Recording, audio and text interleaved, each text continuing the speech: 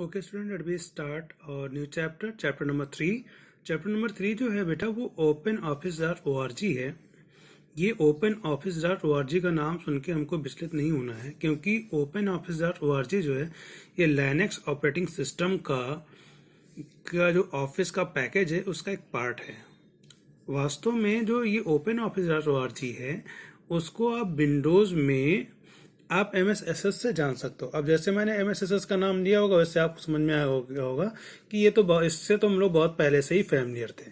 ठीक है, अब इसमें आगे क्या होता है वो देखो। Open office dot O R G या MSSS क्यों इस्तेमाल किया जाता है, इसी पर ये चैप्टर बेस्ड है।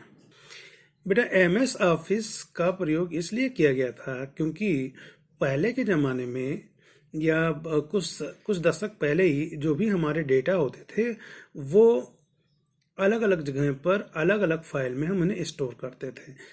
इसकी वजह से कभी कभी डेटा इनकंसिस्टेंसी जैसी प्रॉब्लम जो है जनरेट हो जाती थी। डुप्लीकेशन ऑफ द डेटा जो है वो हमारे लिए बहुत बड़ी प्रॉब्लम थी। अब जैसे कि मान लीजिए एक बच्चा किसी स्कूल में पढ़ता है और वो किराए पर रहता है। ठीक है, तो जब वो स्कूल में एडमिशन लेने के लिए आएगा तो वो क्या करेगा कि वो जो बच्चा है वो जिस जगह किराए पर रहता है उसी जगह का एड्रेस लिखेगा।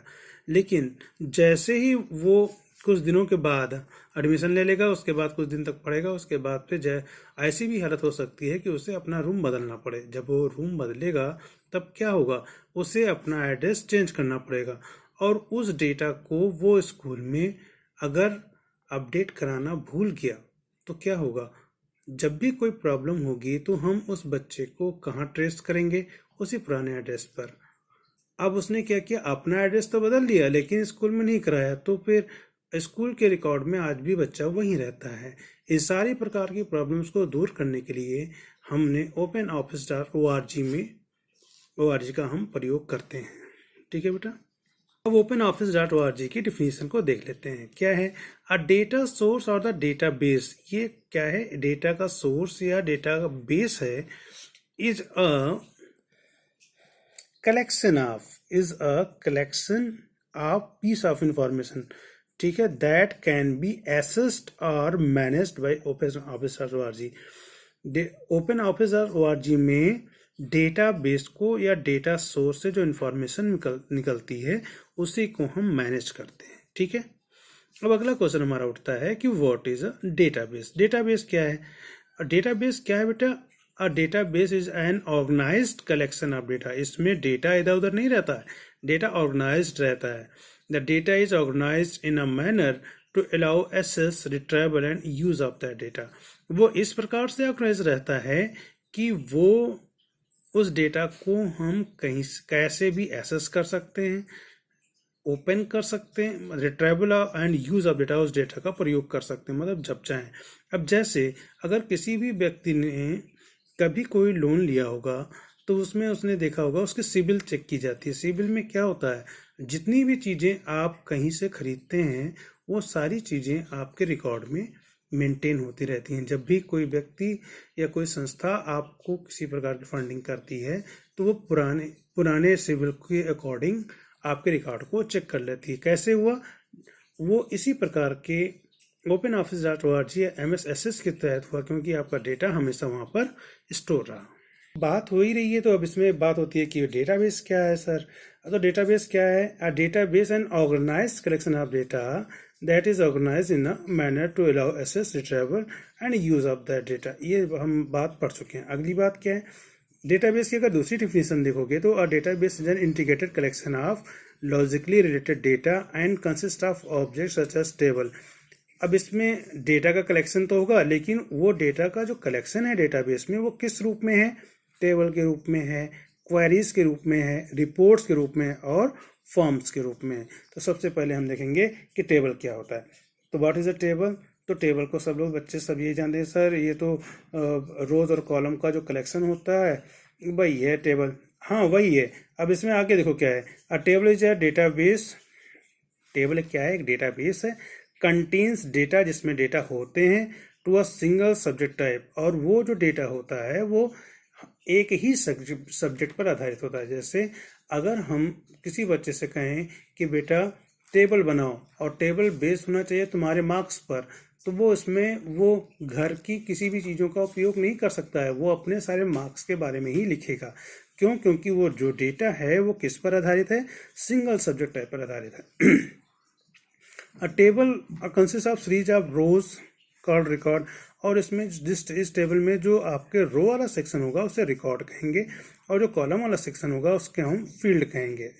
That are populated with the data, और इसमें बहुत सारे डेटा होते हैं। Note, we use tables to store data about a specific category. हम टेबल का प्रयोग डेटा को स्टोर करने के लिए रखते हैं, लेकिन उसमें हम कैटेगरी को ध्यान देते हैं। जैसे अगर वो डेटा कस्टमर के लिए तो कस्टमर के लिए होगा, एम्प्लॉय के लिए तो एम्प्लॉय के लिए होगा, स्टूडेंट के लिए तो स्टूडेंट के लिए होगा। अगली बात देखिए, various components of the table. Table के कंपोनेंट कौन है? पहला रिकॉर्ड है, फिर फील्ड है, सेल्स है, डेटा आइटम्स है, और फिर हमारी प्राइमरी की है। तो सबसे पहले हम लोग देखते हैं, फील्ड तो आपको बता दिए हैं, और फील्ड को फिर से भी बताएंगे। पहले आप रिकॉर्ड देखो। अच्छा चलो फील्ड ही देख लो। पहले क्या है फील्ड? क्या है फील्ड? क्या है? Each piece of information the record. देखो जिस प्रकार की फील्ड होगी उसमें उसी प्रकार की इंफॉर्मेशन लिखी जाएगी। देखो मैंने इसमें लिखा है फील्ड, तो मैंने SR नंबर लिखा है तो उसमें MSR नंबर ही लिखेंगे, जैसे 1 2 3 4। अब इसमें कोई बच्चा कहे कि हम जो है अपना मोबाइल नंबर लिख देंगे तो हम नहीं लिख सकते हैं। एक स्पेसिफिक फील्ड में एक स्पेसिफिक इंफॉर्मेशन ही रहती है। ठीक है, अगली बात हो गई आपको रिकॉर्ड पे। रिकॉर्ड क्या है? Each table row that are contain several data in tires related to each other represents a record. यानी कि हर टेबल में जो रो का सेक्शन होता है जिसमें विभिन्न प्रकार के डेटा रहते हैं और एक दूसरे से संबंधित रहते हैं, tires related to each other, ठीक है, वो रिकॉर्ड कहलाता है। अब जैसे इसमें देखो रो में मैंने लिखा SR नंबर 1, मैंने किसी बच्चे का नाम मान लो कोई नाम लिखा ABC, उसका DOB भी होगा, उसका मोबाइल नंबर होगा। तो मैंने अगर किसी बच्चे से पूछा कि सीरियल नंबर 1 की पूरे रिकॉर्ड बताओ, तो वो बताएगा सर इसका नाम ये है, ABC है, इसका DOB ये है और इसका मोबाइल नंबर ये है। तो एक प्रकार से इसमें क्या हुआ, हमने एक व्यक्ति के बारे में पूरी इंफॉर्मेशन जान ली। तो यानी कि रो में लिखी हुई चीज जो होगी वो क्या होगी, रिकॉर्ड होगी। अगली बात हमारी प्राइमरी की है, बहुत इंपॉर्टेंट, एग्जाम में बहुत बार पूछा गया है, हर बार बोर्ड के एग्जाम में पूछा जाता है, इसको थोड़ा ध्यान में देखिएगा। The primary key uniquely identifies a table record within the entire database. Primary keys are usually a field specified by the user, for the example student registration number. अब जैसे प्राइमरी क्या है बेटा, प्राइमरी की का मतलब वो कोई एक फील्ड को ही हम उसको अपनी प्राइमरी की बना सकते हैं। लेकिन ध्यान ये रखिएगा कि उसी फील्ड को प्राइमरी की के रूप में इस्तेमाल करिएगा जिसका रिकॉर्ड नहीं चेंज होता है। जैसे जब आपका रजिस्ट्रेशन हुआ था 9th क्लास में, तो आपको एक नंबर मिला था, वो नंबर आपके लिए यूनिक है, वो नंबर किसी दूसरे बच्चे को नहीं मिल सकता। तो इस प्रकार का जो आपका नंबर है, जो आपको रजिस्ट्रेशन नंबर के रूप में मिला था, उसी को हम क्या बोलेंगे, उसको हम प्राइमरी की एज कंसीडर कर सकते हैं। अब ऐसे कॉमन में देखना है तो कॉमन में अगर आपको प्राइमरी की समझना है तो जैसे आपका SR नंबर, एक बच्चे का जो SR नंबर होता है वो किसी दूसरे बच्चे का नहीं हो सकता है, इसलिए SR नंबर भी क्या है, वो भी एक प्राइमरी की को रिप्रेजेंट करता है। ठीक है बेटा, इस वाली वीडियो में बस इतना ही।